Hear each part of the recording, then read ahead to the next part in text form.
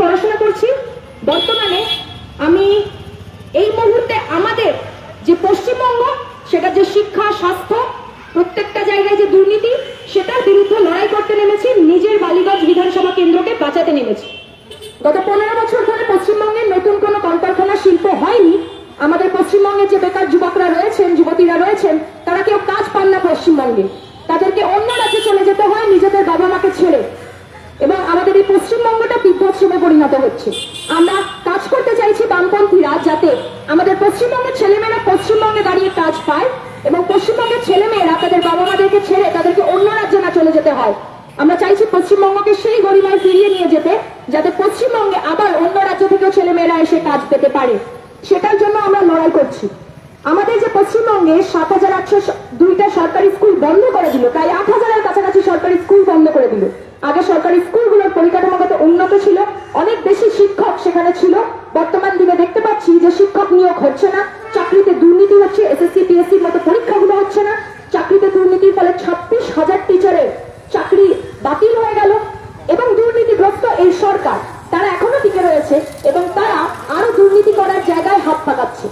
আমরা বলতে চাইছি এই দুর্নীতিগ্রস্ত সরকারের বিরুদ্ধে আমাদের লড়াই, যাতে সরকারি স্কুলগুলোকে বাঁচানো যায়, যাতে সরকারি স্কুলের পরিকাঠামোগুলোকে উন্নত করা যায়, সেটার জন্য আমরা লড়াই করছি। এখানে যে সরকারি স্বাস্থ্য কেন্দ্র, সরকারি হাসপাতালগুলো রয়েছে, সেখানে গেলে মানুষজন সঠিক চিকিৎসা পান না। বেডের নাম করে তাদেরকে মাটিতে বসিয়ে চিকিৎসা করা হয়। পর্যাপ্ত পরিমাণে ডাক্তার নেই, নার্স নেই, মেশিন নেই, সেখানে চিকিৎসা হয় না ঠিক করে। সেটার বিরুদ্ধে আমরা লড়াই লড়ছি। আমরা চাইছি যাতে সরকারি হাসপাতাল, স্বাস্থ্য কেন্দ্রগুলোতে পর্যাপ্ত পরিমাণে ডাক্তার থাকে, নার্স থাকে, মেশিন থাকে, সেখানে যেন প্রত্যেকটা মানুষের সঠিক চিকিৎসা হয়। আমরা বামপন্থীরা বলছি, যেভাবে এই পশ্চিমবঙ্গ জুড়ে প্রাইভেট স্কুলগুলো বলুন, প্রাইভেট হাসপাতালগুলো বলুন, তারা যেভাবে লাগামহীন ফিস বৃদ্ধি করে চলেছে, আমাদেরকে যদি আপনারা দায়িত্বে আনেন, তাহলে আমরা বিধানসভায় এমন বিল পাস করবো যাতে লাগাম ছাড়া ফিস বৃদ্ধি প্রাইভেট হাসপাতালগুলো, প্রাইভেট স্কুলগুলো না করতে পারে। বামপন্থীরা বিকল্প দিতে যাবে, বামপন্থীরা দিচ্ছে। আমরা চাইছি আমরা পাড়ায় পাড়ায় এআই ট্রেনিং সেন্টার করে তুলবো। এআর এর মতো ইম্পর্টেন্ট একটা জিনিস, সেটা যেন আমাদের প্রত্যেকটা পাড়ার প্রত্যেকটা ছেলে মেয়ে তারা যেন শিখতে পারে, যাতে আগামী দিনে পশ্চিমবঙ্গ এআই হাব হিসেবে গড়ে ওঠে এবং সেখানে অনেক বেশি চাকরি হয়, কাজ হয়। যে সমস্ত ছেলেমেয়েরা নিজেদের বাবা মাদেরকে ছেড়ে বাইরে চলে যেতে বাধ্য হয়েছে, সেই সমস্ত ছেলেমেয়েরা যাতে আবার পশ্চিমবঙ্গে কাজ পেয়ে ফিরে আসতে পারে, সেটার দায়িত্ব আমরা বামপন্থীরা নিচ্ছি। আমরা লড়াই করছি। আমাদের এই পশ্চিমবঙ্গ জুড়ে যেভাবে মহিলাদের সুরক্ষার ক্ষেত্রে মহিলারা তলানিতে গিয়ে থেকেছে, তাদের সুরক্ষা নেই। একাধিক জায়গায় মহিলাদের বিভিন্ন ঘটনার কথা, নির্যাতনের ঘটনার কথা, ধর্ষণের ঘটনার কথা আমরা জানতে পারি। আরজিকরের মতো ইনসিডেন্ট আমরা জানি, সেখানে কিভাবে ধর্ষিতা হয়েছিলেন পিজিটি ইন্টার্ন অভয়া। তিনি খুনও হয়েছিলেন, তার খুনের বিচার আমরা আজও পাইনি। উল্টে যারা তাকে ধর্ষণ করলো, খুন করলো, একাধিক লোকজনের নাম তদন্ত করাকালীন সামনে আসা সত্ত্বেও এই তৃণমূলের যারা সরকার চালাচ্ছেন, তারা তাদের নাম ধামাচাপা দিয়ে শুধুমাত্র একজন সিভিক ভলেন্টিয়ারের নাম নিয়ে বলছেন জাস্টিস পেয়ে গেছে। আমরা বলছি জাস্টিস এখনো পাইনি।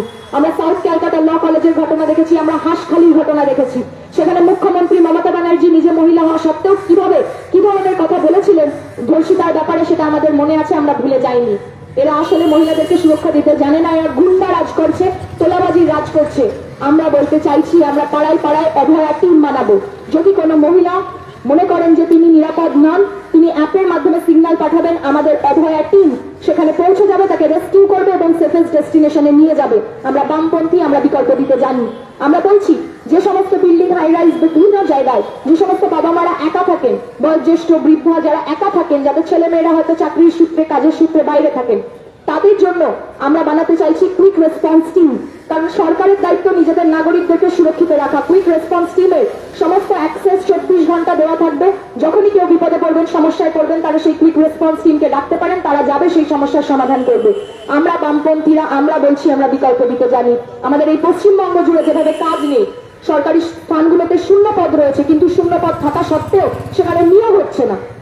আমরা বলতে চাইছি, আপনারা যদি বামপন্থীদের দায়িত্ব দেন, আমরা যদি বালিগঞ্জ বিধানসভায় জিতে আসি, তাহলে এই বালিগঞ্জ বিধানসভা অঞ্চলে কোনো বেকার থাকবে না, প্রত্যেকের হাতে কাজ থাকবে, সেটার গ্যারেন্টি আমাদের। এতগুলো সরকারি শূন্য পদ রয়েছে, কর্পোরেশনে এতগুলো জায়গায় নিয়োগ হয়নি, লিফটম্যানের চাকরি খালি রয়েছে, সিভিক ভলেন্টিয়ার রয়েছে, সমস্ত জায়গায় আমরা যতগুলো কন্ট্রাকচুয়াল জব রয়েছে, কাজ রয়েছে, সেগুলোকে পার্মানেন্ট করব। কারণ বাংলাকে গড়ে তোলার দায়িত্ব আমাদের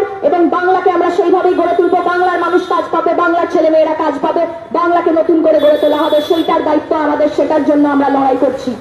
আপনারা আসুন, আগামী 29 তারিখ নিজের ভোট নিজে দিন, বুথে বুথে রিগিং রুখে দিন। যারা ধর্মের নামে, ভাষার নামে, জাতের নামে রাজনীতি করে আমাদেরকে ভুলিয়ে দেওয়ার চেষ্টা করছে, আসল লড়াইটা, আসল রুটির লড়াইটা, শিক্ষা স্বাস্থ্যের প্রশ্নটা, সেটার বিরুদ্ধে লড়াই করুন। আমাদের পশ্চিমবঙ্গের ছেলেমেয়েরা এখন কি করছে? শিক্ষিত হচ্ছে, তারপরে কি করছে? র্যাপিডো চালাচ্ছে, ওলা, উবের, জোম্যাটো, সুইগি। সেখানে গিয়ে তারা কি পাচ্ছে? ন্যায্য মজুরিটুকু পাচ্ছে না। সেখানে তাদের হেলথ সিকিউরিটি নেই, সেখানে তাদের একটা অ্যাক্সিডেন্ট হলো সেটার জন্য বীমা নেই। আমরা বলতে চাইছি, সরকারের এটা দায়িত্ব হওয়ার কথা ছিল, কোম্পানিগুলোকে বাধ্য করতে হতো তাদেরকে সঠিক ন্যায্য মজুরিটা দেওয়ার জন্য, হেলথ ইন্স্যুরেন্স থেকে শুরু করে অ্যাক্সিডেন্ট হলে সেটার সমস্ত খরচ বহন করার। সেইটা আমরা করব। আমরা বলছি প্রত্যেকের ন্যায্য মজুরি, যদি বামপন্থীরা দায়িত্বে আসে, প্রত্যেকের ন্যায্য মিনিমাম মজুরি 26,000 করতে হবে। তার কমে একটা মানুষকে খাটিয়ে নেওয়া যাবে না, তাকে ন্যায্য মজুরি দেওয়া হচ্ছে না, এটা করে দেওয়া যাবে না। আর যারা 1500 টাকার ভাতা হাতে দিয়ে বলছে যে এই যে 1500 টাকার ভাতাটা হাতে দিলাম, এরপরে আমাদেরকে ভোটটা দিয়ে দিও, তাদেরকে ছুড়ুন, প্রশ্নটা করুন, বলুন যে কাজটা কোথায় গেল। সরকারের দায়িত্ব ছিল প্রত্যেকটা যুবক যুবতীকে কাজ দেওয়ার। আপনি আগে সেই মানুষটাকে কাজ দিন।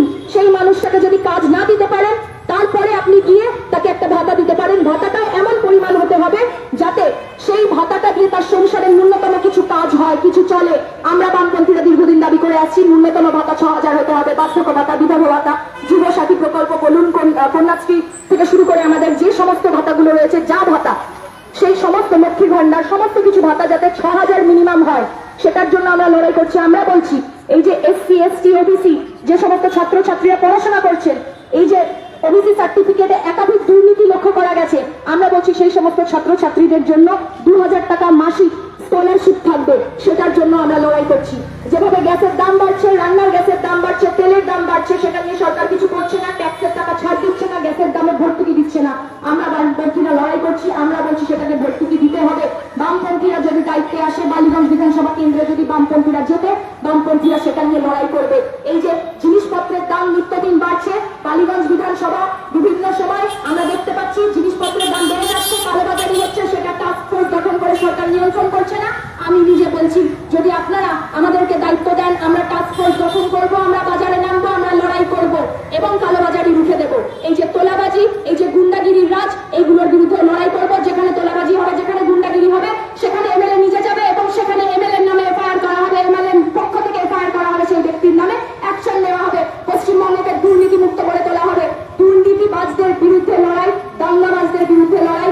যারা, যে মানুষরা এই দুর্নীতিগ্রস্তদেরকে আশ্রয় দিচ্ছে, যে মানুষরা নিজেদের পকেট ভরানোর রাজনীতি করছে, তৃণমূলের একাধিক নেতাকে তোয়ালে মুড়িয়ে টাকা নিতে দেখা গেছে, স্যান্ডোগেঞ্জি করে টাকা নিতে দেখা গেছে, তারাই আজকে বিধানসভার টিকিট পাচ্ছেন, তারাই একাধিক জায়গায় লড়াই করছেন এবং তারাই অলঙ্কৃত করে বসে রয়েছেন তৃণমূলের একাধিক পদগুলো। তাদের বিরুদ্ধে লড়াই।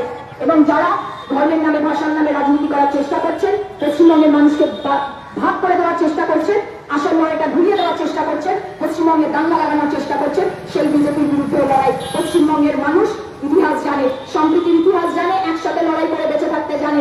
আমাদের এই সংস্কৃতিকে যারা নষ্ট করছে, তাদের বিরুদ্ধে লড়াই। বামপন্থীরা বলছে এই পশ্চিমবঙ্গকে গড়ে তুলতে হবে নতুন করে।